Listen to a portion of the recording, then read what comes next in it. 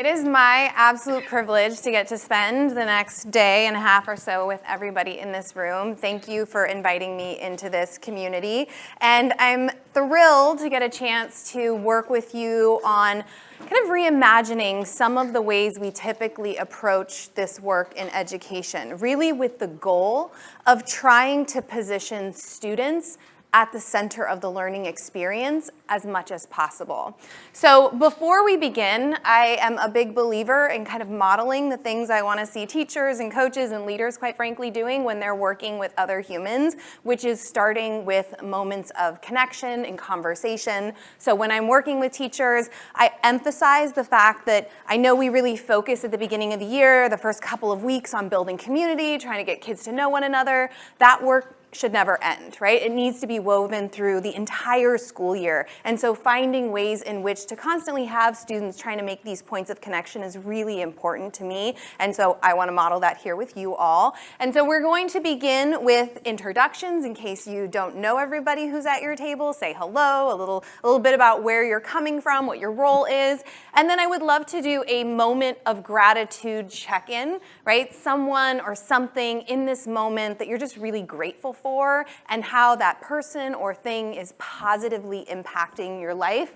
And then if you have any big takeaways from the morning sessions, if you are in the teacher or the educator room with the kind of choose your adventure station rotation, you can share that. If you are in the other room with your school kind of leader or support schools in some way, maybe a takeaway from that as well. A timer's embedded. So all I'm gonna do is super teacher move, raise my hand. If you see my hand up, if you could just raise yours and try to bring your conversation to a close. I work with enough teachers who are like, oh, she's raising her hand. I'm gonna raise my hand, but I'm still gonna talk for a little bit. And then the strategy doesn't work very well. So I'll raise my hand. I know it takes a minute to kind of wrap up a conversation, and that's how I'm gonna try to get you all back at the end of these moments where we're kind of connecting and chatting. All right, 5 minutes, you guys can go for it. It's really hard for young people to just dive into academic discourse, collaboration.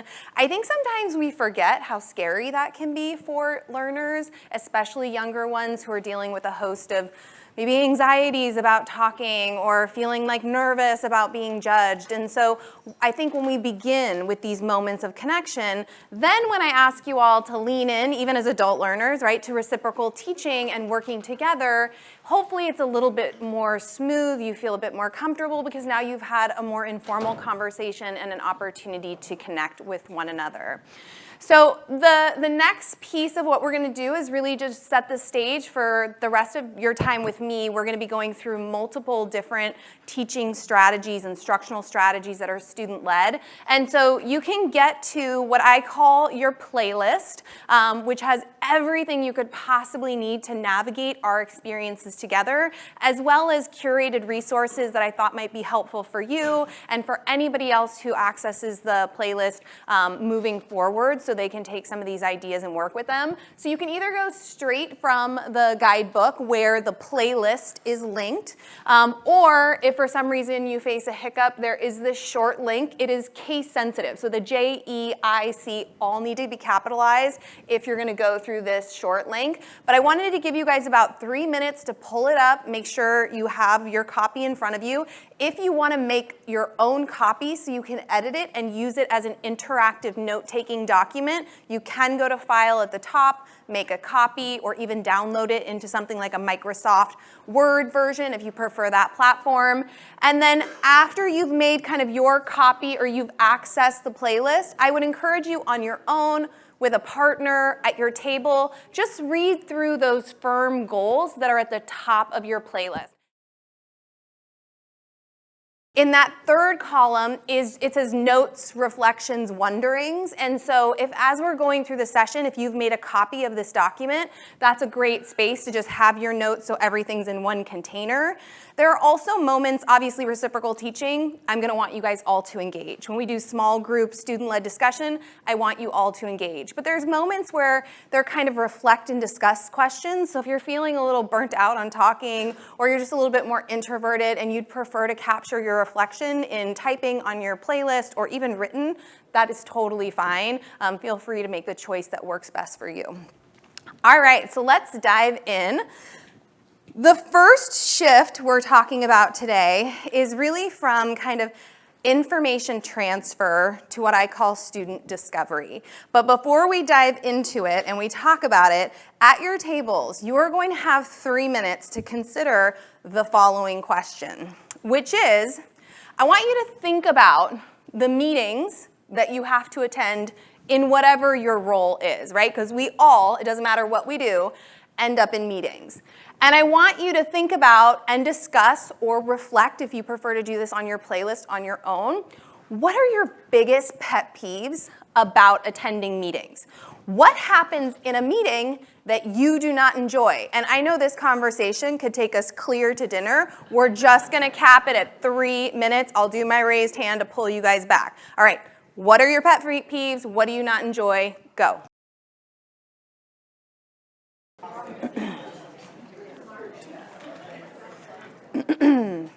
Okay, thank you all for coming back so quickly. I know these it's like this there's a few that I ask groups, and there's nothing like this question and like how do we feel about grading that gets a room really fired up. But as I was walking around, so some of the things that I heard, right?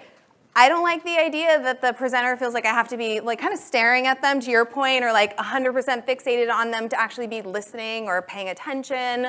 The idea I heard at a table back here is when people don't show up for a meeting and then it makes it really hard to kind of actually implement or do whatever the thing was that you're meeting about. I heard people talking about there's not equity of voice, right? Often these meetings are kind of dominated by the same voices all the time, and it's not really equitable. Or even when the intention of the meeting is to kind of hear from everybody, that doesn't really happen. I heard somebody that was talking about, why are we in this meeting? Like, can you make it crystal clear what this meeting is about, what I'm going to get out of it? Really, that's one of the start with why, explain the purpose is something I really reinforce when I work with teachers, when I work with coaches and leaders. People need to understand the value, the purpose. What are we going to get out of this experience? I also heard a group that was talking about just if you have a bunch of slides with words and then you're just going to read them to me, even though I can read, it feels like this wasn't a great use of our time together. So anybody else just very quickly have something you're just like, I have to share this burning thing I do not like about meetings? Any brave souls in the room? Yeah? Never have a meeting when you can send an email. Right. Could this have come in a different form, right? So I bring this up before a section about student discovery because actually the things that we as adults don't appreciate often about a meeting are very similar to the things students don't enjoy about their experience in some classrooms, right? Where they're spending long periods of time listening to somebody talk, often kind of reading off PowerPoint or Google Slides, information, and often feeling like they don't have a voice in the class or not an opportunity to really participate verbally. And so, and they often might not understand what is the purpose of this lesson or this activity or this thing my teacher is asking them to do. And when we're talking about motivation, understanding purpose is critical. And we as educators often know exactly why we're doing something. We're just not making it explicit for students. And so one of the things that I want to kind of engage around is this idea of how do we position students? It's not that we're never going to present a lecture or a mini lesson, right? But how do we start to position students to wrestle with information and ideas and build the confidence and stamina to make meaning without us always feeling like we have to spoon feed them all the information, break it all down, do it all for them. Part of what I worry about in classrooms, and we're clearly seeing huge, K-12 teachers report the highest levels of burnout of any US profession, right? And I think part of that is that we are doing the lion's share of all the work. And at the end of the day, the thing that really drives this kind of work that I do is that I truly believe the person doing the work is the person doing the learning. We have to teach students how to engage deeply with texts and videos and podcasts and information in all its various forms to start to develop the skills that they need to make meaning on their own and in collaboration with their peers. So really what's kind of driving a lot of this work for me is the intersection between universal design for learning and blended learning, which is my area of expertise. In the last 5 years, I've been doing a lot of work around how to universally design blended learning. So how many people in here have heard the term universal design for learning? Oh, look at you guys, right? So the whole purpose is how do we make learning accessible, inclusive, and equitable? And so the core beliefs driving my work in this space is one, learner variability is the norm. It is not the exception. Kids are just different from each other. And because they're different, they're going to learn differently. And this is supported all over in the research. And if you spent any time in a classroom, you know this is true. If you have children, you know this is true. I have two, raised in the exact same environment, same family, same opportunities, could not be more different. Right? And so as soon as we start to acknowledge this reality that learner variability is the norm, it makes sense to question, why would we always use a single experience, a single lesson for such a beautifully diverse group of learners? Second, as educators, one of our core responsibilities is that we are designers of learning experiences. And as designers of learning experiences, part of that work means we have to be on the lookout for what are potential barriers that might make it hard for a student to acquire information, process information, navigate a learning task? And how do we attempt to remove those barriers in the design of our lessons? And one of the things that I often will share with teachers is maybe the easiest way to do that is simply to build in meaningful choice and prioritize student agency whenever possible, right? When we give students a meaningful choice, we're creating different pathways through the experience and hopefully starting to remove some of those barriers. 3 is the belief that every single one of our students can absolutely reach firm, kind of standard-aligned learning goals.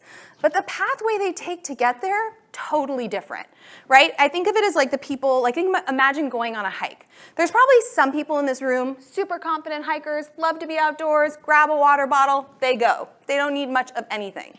Then you have your folks who are like, I'll go on a hike, but I want like a really detailed map and some signage would be appreciated. And then you have the folks who are like, I don't really hike. If I have to do this, I would like to follow a guide who has one of those little flags so I don't get lost. This is like our learners. Some of our students need much more teacher time and energy input to reach a particular output. That is very hard to accommodate in a whole group, teacher-led, single lesson for an entire class. 4th is that all students really should become expert learners. This does not mean that they're good at everything. Please hear me say, not good at everything. But what they are good at is understanding themselves. What are my strengths? What are my weaknesses and areas of limitation? Where do I need more support from my teacher? What strategies and resources might I use, right? So these are the students who are more motivated and they have more confidence as they navigate a learning experience. So really my work when I am training teachers and coming into schools is trying to help educators kind of build their instructional tool belt. So the only model that a lot of teachers, the only model they're using is the one that quite frankly, most of us left whatever teacher education training program we attended with, which is the whole group teacher-led, teacher-paced model. And instead kind of build that instructional tool belt to really have lots of instructional models and strategies that we can start to strategically pull from. So we become much more intentional about our design work. And so what I'd love to do is free teachers from feeling like they're stuck at the front of the room, whether they're stuck at the front of the room transferring information in the form of lectures and mini lessons, or at the front of the room just feeling like they have to orchestrate every single part of a lesson, and instead have the time and space to work directly with small groups and individual students, really leaning into high impact kind of instructional strategies, doing things like facilitating small group differentiated direct instruction, where we're really trying to meet the needs of the small groups of students we're working with. Differentiated modeling sessions. So if we're modeling a strategy or skill, maybe we're focusing on text, problems, prompts at different levels of academic rigor and complexity. Maybe we're pulling in different scaffolds and support so that students can be more successful learning how to apply that strategy or skill. Giving students feedback in the classroom, not at home, in the classroom while they're actually doing the work. Conferencing with students. So ultimately, the shift that I'm looking for is from teacher-centered to learner-centered. And so that educators aren't just feeling like they're spending all their time explaining things, transferring information, but they really get to lean into their coaching role, facilitating learning, meeting that beautiful diversity of need in our classrooms, right? I don't want to see the diversity of skills and abilities and learning preferences and language proficiencies to be threats. Those are assets. But we have to figure out how to design to make them assets, right? To make them strengths in our learning community.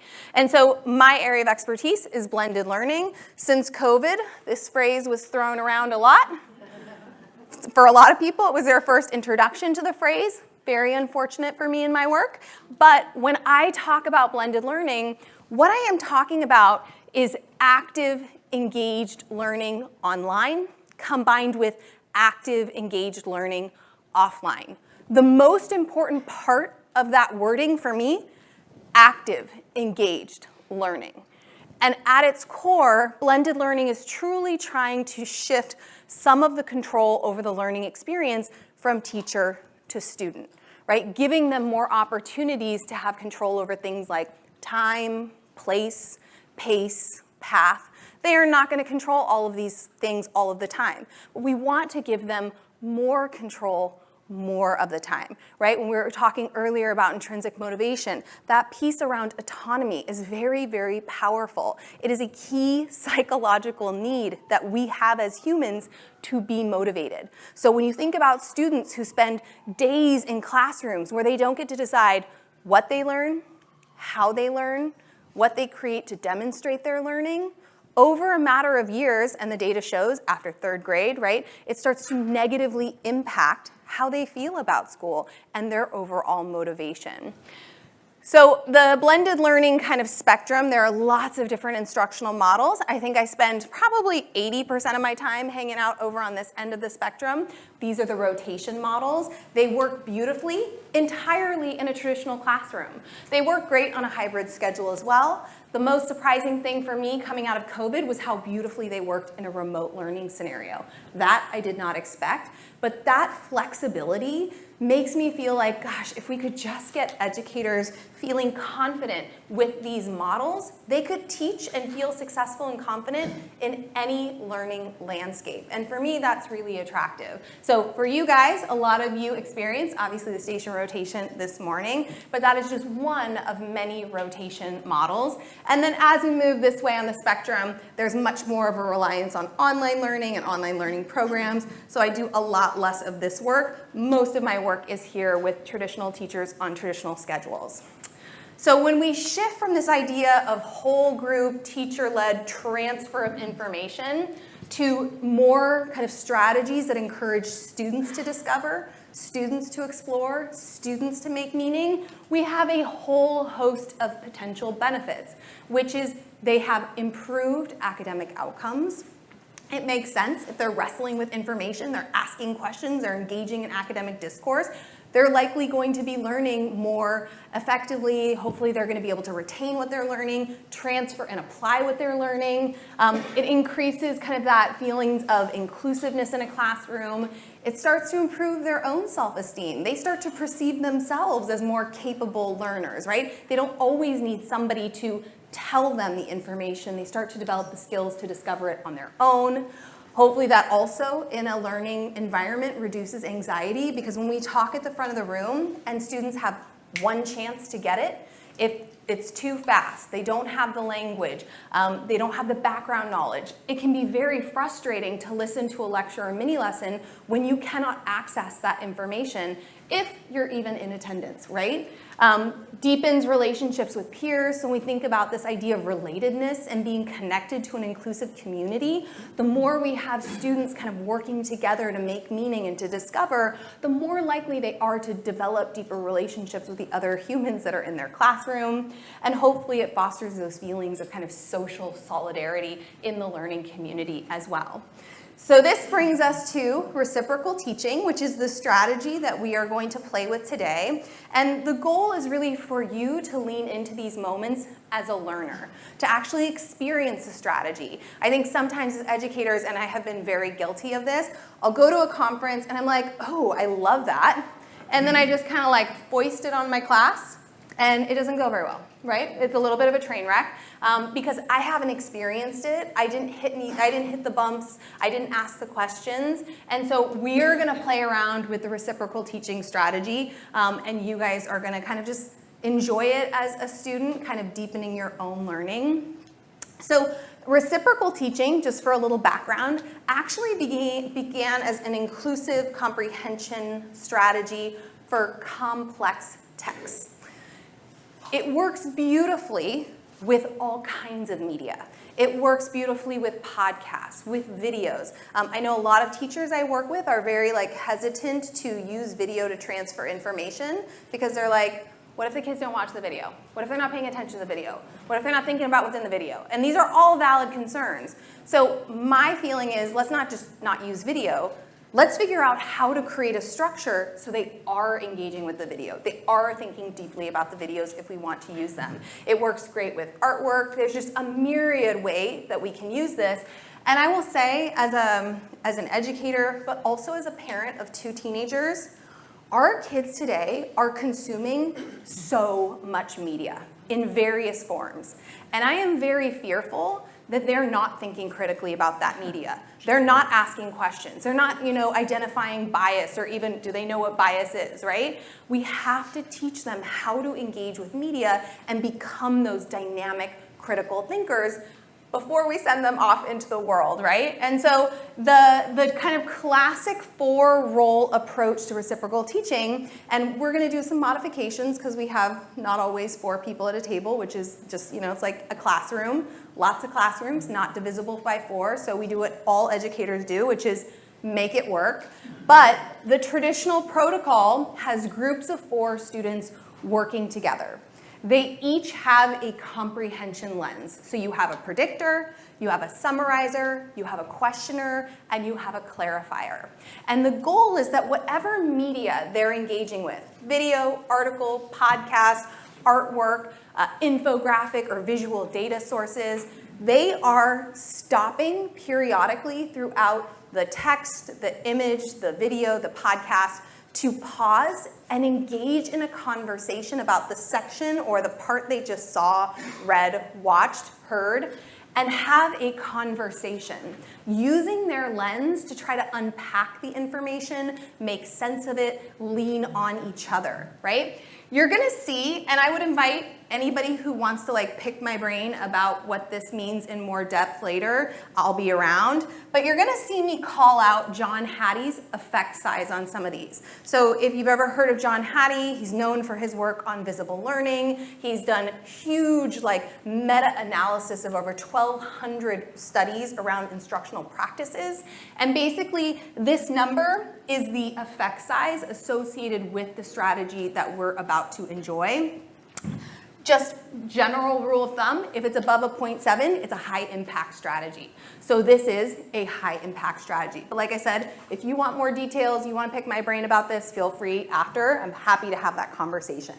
So it's an inclusive, guided, multimedia comprehension strategy. Students must read, watch, listen critically and actively. They're practicing these specific comprehension strategies as they engage with the media and each other to try to understand this kind of complex information being presented. And they have to engage in conversation, practicing those speaking and listening skills.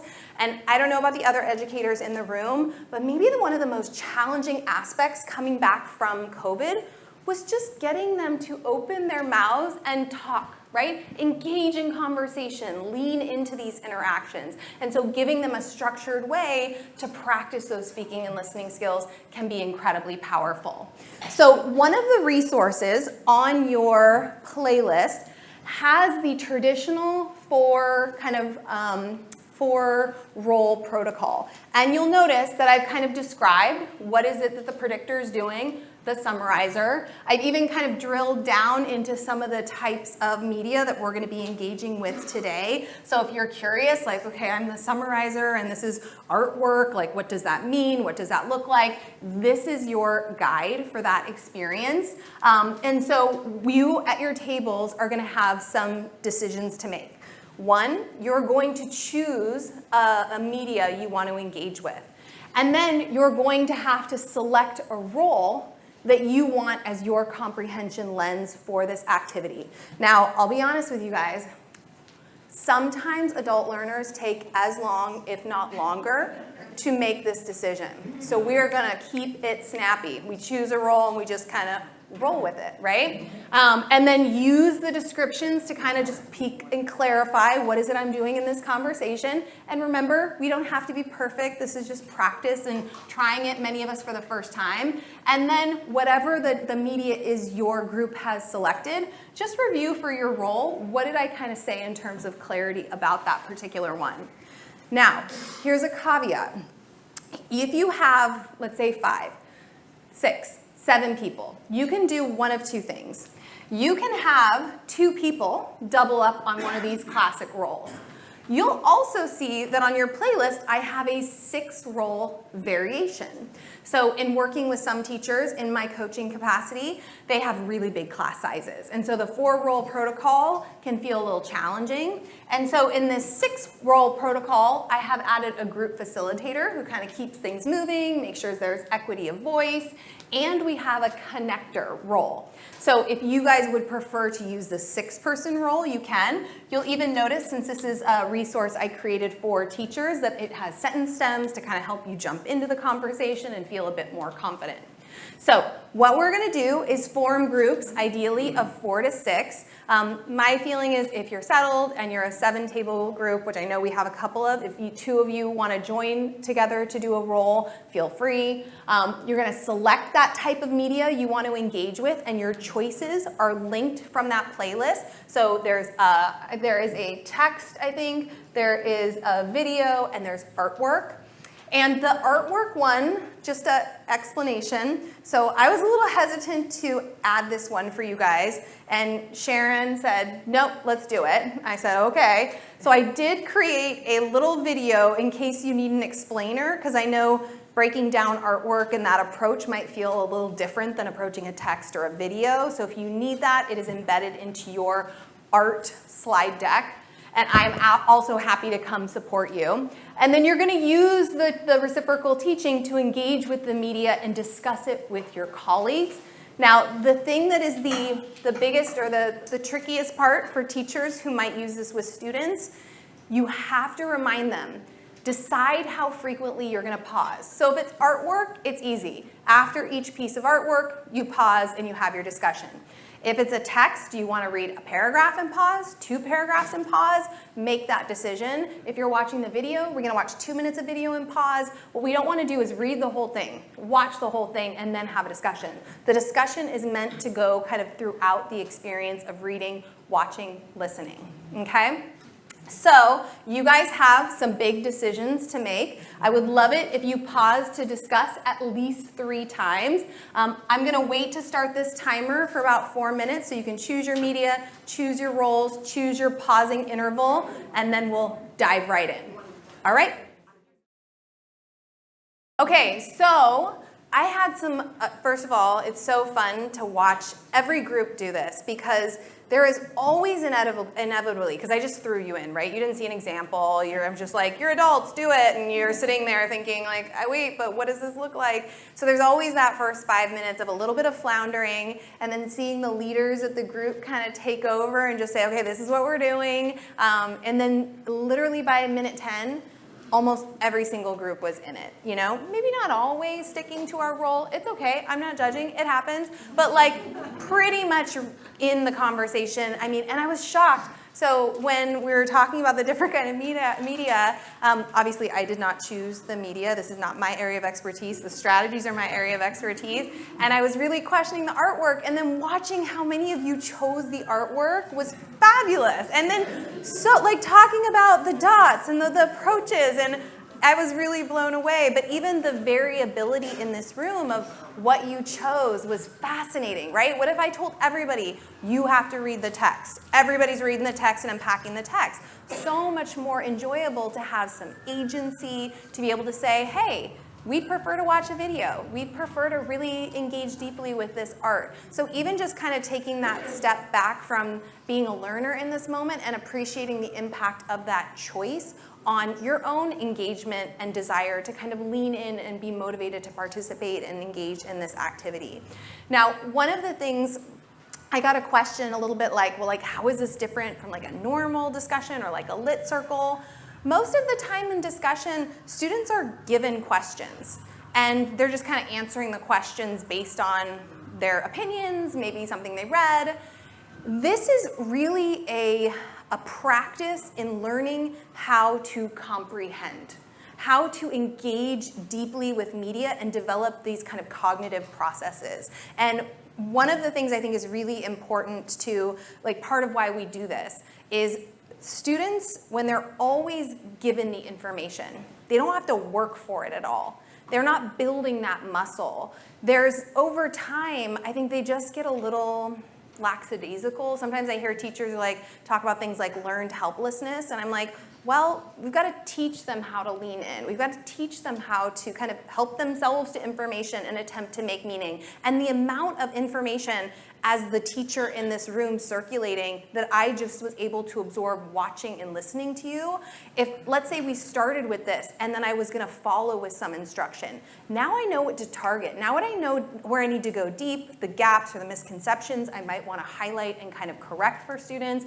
but giving them that chance to kind of deeply cognitively engage is really, really powerful. And so one of the things for my educators in the room, obviously we can't just throw this at kids and expect it to be successful. I've been in a lot of classrooms where I've kind of seen that happen, where teachers are like, we're going to do this, I'm going to give a brief overview, now go, and the whole thing falls apart. So we have to kind of have a gradual release approach to any instructional strategy that we're going to use. So I was just coaching a high school history teacher who saw something, he saw me present in March. I had a couple follow-up coaching days where I got to go into classrooms, and we were talking about his specific strategy. And so even though it was March, he decided he really valued this. He obviously uses a lot of informational texts and primary and secondary sources. He loves podcasts. So what he did is for 4 weeks, one day at the start of each week, not the entire class period, but for part of it, he onboarded students to one comprehension lens, right? Today we're going to focus on predicting. Today we're going to focus on summarizing. I'm going to do a I do. I'm going to read a text aloud, pausing, making predictions, asking questions, identifying things I need clarified, so students could hear and see him doing it. Then he engaged the group, right? All right, we're going to continue reading, watching. I want you to chime in. Who has a question, or who wants to make a prediction? Kind of guiding with that we do, kind of pulling the students into it. And gave them the rest of that week when they were working with media to just practice that one comprehension lens that they were working on that week. After week 4, we actually used the fishbowl strategy to practice so that most of the class could just watch it happening in action. So he chose 4 of his willing, kind of more confident, maybe more extroverted, chatty students, put them in a circle of seats in the center of the classroom. The rest of the class had kind of a guided note template, and they were trying to make observations. So as they saw these 4 students engage in reciprocal teaching, they were taking notes, identifying things that they thought could have been done better, have suggestions. And these 4 students, he actually projected a video, so everybody in the room was privy to what the media was. He played 2 minutes of video, he paused. He let the students in the center of the fishbowl engage in a reciprocal conversation, a teaching conversation. Then he paused and he opened it up for the class. What did you notice? What worked? What didn't work so great? What might have made this even better? And then he played 2 more minutes of video. They took those suggestions, put them into practice, and we did it. There were 4 different stops and 4 conversations where the rest of the class got to kind of analyze and talk about what they were seeing.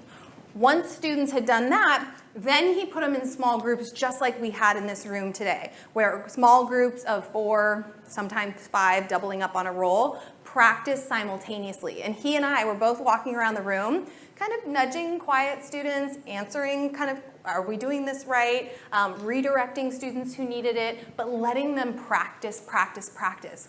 The goal is gradual release into a small group. So our conversation about the station rotation model today, can you imagine getting students to a place where they're at the online station, they have a link to a video, a podcast, an article, they have a text in front of them if it's an offline station, and they know this protocol. They're comfortable and confident with it, and they can just engage. I mean, that's where the magic happens. That's where we want to get. But it's a journey, right? They're kids, they're learners. It takes time. Another thing I will say is that as they're engaging, each stop for our students who are a little older or maybe partway through the year, the goal is also to get them to a place where each time they stop to have a conversation, they transition roles so that they're getting practice eventually with each role in the conversation. So maybe that answers some of the questions or concerns that came up. But like I said, I'll be here all tonight. So if you have questions, you're welcome to kind of pick my brain. All right, 5 minutes, reflect. Again, if you're like, whew, I am all talked out. I need just like a little break. Feel free to do it on your playlist. Feel free to capture it in writing. If you are continuing to enjoy the conversation, phenomenal. But for the last 5 minutes we have on this, I want you to think about how is the reciprocal teaching strategy different from engaging with, when students engage with media alone, or even your experience engaging with media alone? How might students, or how do students currently, either if you're a teacher or you observe students engage with media in the classroom, how might this improve or elevate that experience? How can using the strategy to engage students in conversation around media help them develop the kind of feelings of readiness, mastery, purpose, even maybe some autonomy if they have choice like you guys did? And how can shifting to student-led meaning making help students develop confidence in their abilities? So 5 minutes, chat or reflect, and then we'll pull you guys back together. Okay, so I got a great question that I just want to highlight, which is, we know some students process information at different rates. And so another kind of adaptation or modification that I will use with teachers, especially if that's a concern, is after the moment when kind of everybody's reached the same stopping spot. And I was just commenting with the group over here, I love that they were watching the video, and the norm that they had decided on was once you get to the stopping spot, you just take out your earbuds so that we know everybody's ready. But once people are ready, you can build in a 2-minute kind of wait time where the goal is to just kind of capture their thinking on their paper if you choose to print out the protocol, or just give them a couple minutes, 2 minutes to like think about, what did I see? What did I hear? What do I want to say? I've worked with teachers who are like, oh, the kid who needs more time to process can just go last. And I'm like, yeah, but then they're not really paying attention to what the other students are saying. I also want to call out a really fabulous conversation I had with another group, which was, this is so new. My experience was I was so focused on my role, I wasn't really listening to other people. That's super common in the beginning. The kids in our classes have the same experience, but with practice. This isn't a one and done. This is a staple instructional strategy if you believe in the value of it, and they get better over time. They grow confidence with their role, they understand how to contribute to the conversation as a summarizer or a clarifier, and then they get better at really hearing each other. I think at the end of the day, when we explore strategies like this, has to be at the heart of our motivation to do it is the belief that students are capable. And we don't always have to break down every single thing for them to get it. You know, I know that for a long time, teachers were by necessity the experts, right? It was us and maybe our textbooks, so we had to be the experts. Now there's information everywhere, and so where can we lean on these kinds of instructional strategies so that we don't have to be the expert all the time? We can also be that facilitator and coach and teach students the skills to develop their own expertise with some assistance and support, of course. So thank you guys for leaning in. You were fabulous.